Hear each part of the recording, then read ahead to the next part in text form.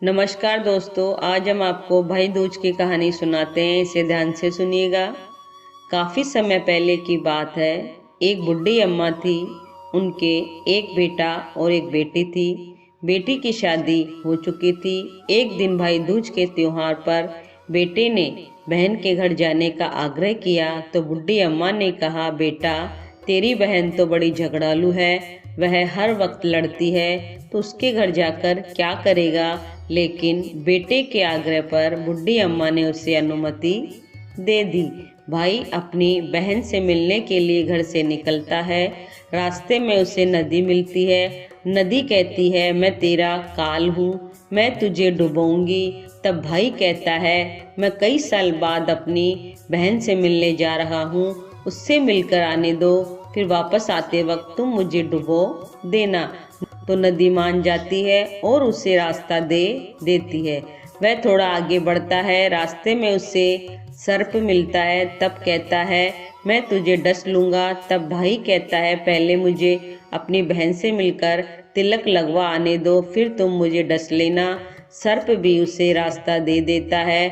अब वह आगे बढ़ता है। आगे जंगल में उसे एक शेर मिलता है। वह कहता है, मैं तुझे खा लूँगा। तो भाई उसे भी वही कहता है, मैं पहले अपनी बहन से मिलकर तिलक लगवा लूँ, फिर लौटते समय तू मुझे खा लेना। शेर भी उसे रास्ता दे देता है।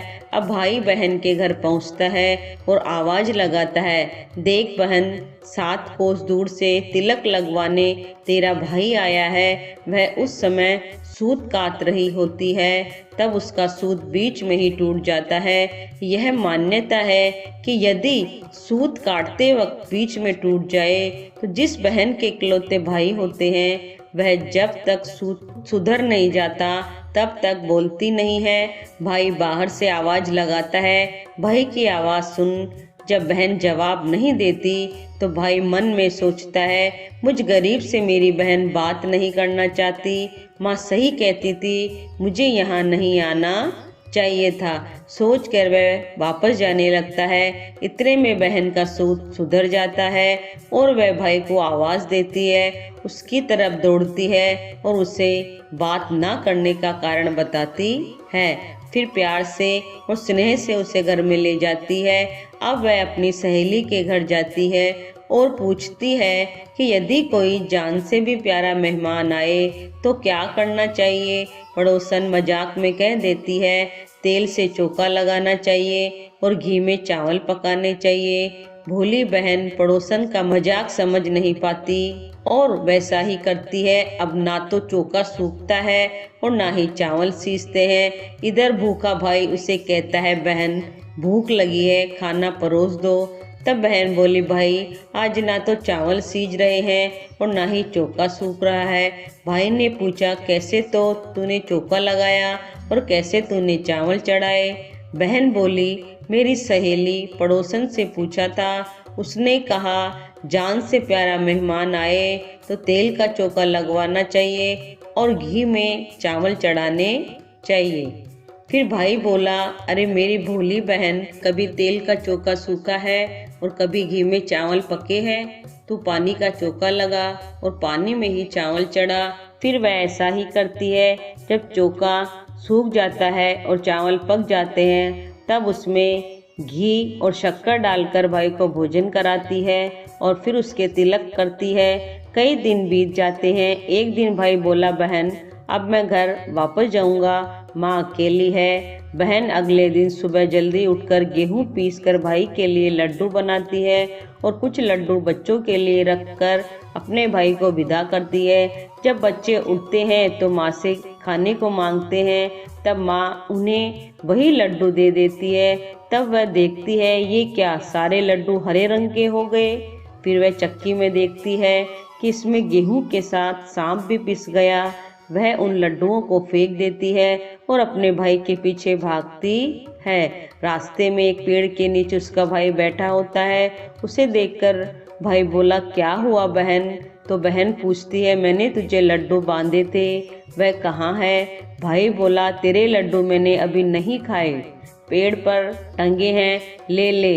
वह पेड़ से लड्डू उतारती है और वही लड्डुओं को गाड़ देती है। फिर अपने भाई को सारी बात बताती है।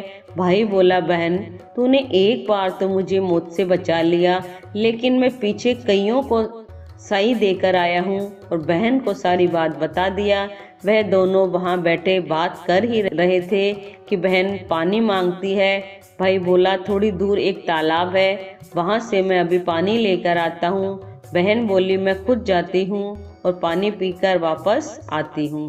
वह पानी पीने तालाब पर पहुँचती है तो देखती है कि वहाँ एक बुढ़िया बैठी है। वह उसके पास जाकर उससे पूछती है, माँ तुम यहाँ क्यों बैठी हो? तब वह बुढ़िया कहती है, मैं विधाता हूँ, एक बहन के भाई की तात गढ़ रही हूँ। तब वह पूछती है, माता वह कौन भाई है? तब विधाता कहती है कि एक भाई के जिसके प्यार में उसकी बहन ने सांप की हत्या कर दी। बहन सोचती है, यह तो मेरा ही भाई है। वह घबरा जाती है और विधाता से पूछती है, माता उस भाई को इस श्राप से बचाने के लिए क्या करना होगा? विधाता उसे बताती है, उसकी एक बहन है, जब वह उसे गालियां दे और उसकी शादी होने तक यदि वह हर घात को टाल देती है तो उसका भाई बच सकता है। वह तुरंत अपने भाई के पास जाकर उसे कहती है, भाई मैं तुझे माँ के घर तक छोड़ने चलूंगी, लेकिन रुक, मैं अभी आती हूँ। और वह शेर के लिए मांस, सांप के लिए दूध, नदी के लिए ओढ़नी लाती है और दोनों भाई बहन अपने आगे बढ़ने लगते हैं। रास्ते में उन्हें पहले शेर मिलता है। जैसे ही वह भाई को खाने के लिए आगे आता है, बहन उसके आगे मांस का टुकड़ा डाल देती है। शेर मांस के टुकड़े को खाने में लग जाता है और दोनों भाई बहन आगे चलने लगते हैं। आगे उन्हें एक सांप मिला। जैसे ही सांप उसे डसने के लिए आगे आता है, बहन सांप के आगे दूध का प्याला रख देती है। सांप दूध पीने लगता है। वह दोनों अब आगे चलते हैं। रास्ते में उन्हें नदी मिलती है जो भाई को डुबोने को तैयार होती है, पर बहन नदी को ओढ़नी उड़ा देती है। खुश होकर नदी रास्ता दे देती है। अब वह दोनों भाई बहन आगे बढ़ते हैं और अपने घर पहुंच जाते हैं। बेटी को देखकर माँ खुश हो जाती है, पर बहन वह उस समय भाई को गाली देने लगती है।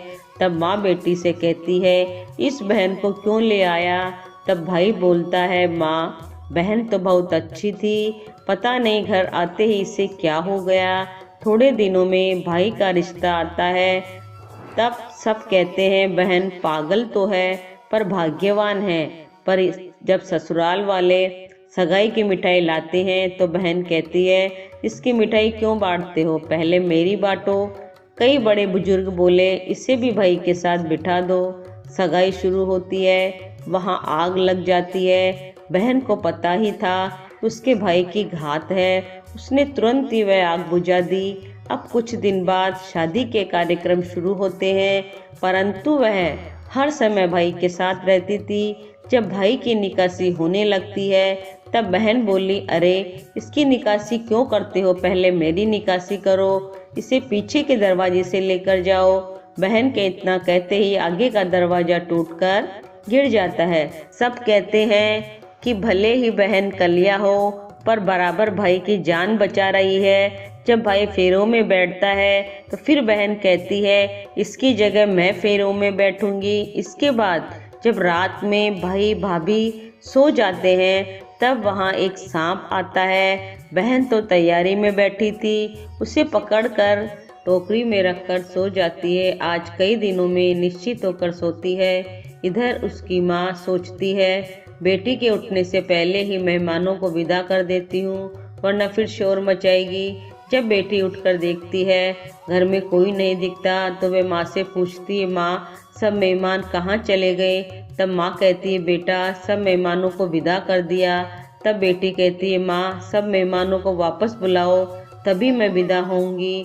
उसके कहने के अनुसार माँ सभी मेहमानों को वापस बुलाती है। तब वह माँ से कहती है, माँ आज के दिन के लिए ही मैंने पालने में पूत और चूल्हे पर दूध छोड़ा था और पागल हो गई थी। मेरे इस भाई पर 7 घात थी, वो टालने के लिए मैंने ऐसा किया। उसकी ये बात सुनकर माँ और भाई बहुत खुश हो जाते हैं और सबसे पहले अपनी बेटी को विदा करते हैं। उसके बाद सभी मेहमानों को विदा करते हैं। इस दिन के बाद से ही हर बहन अपने भाई की लंबी उम्र की कामना से भाई दूज का त्योहार मनाती है। इस दिन बहन भाई को टीका करती है और ये कथा सुनती है। तो दोस्तों, आपको ये कहानी कैसी लगी? इसे लाइक कीजिए, सब्सक्राइब कीजिए और बने रहिए चैनल के साथ। जय जय श्री राधे।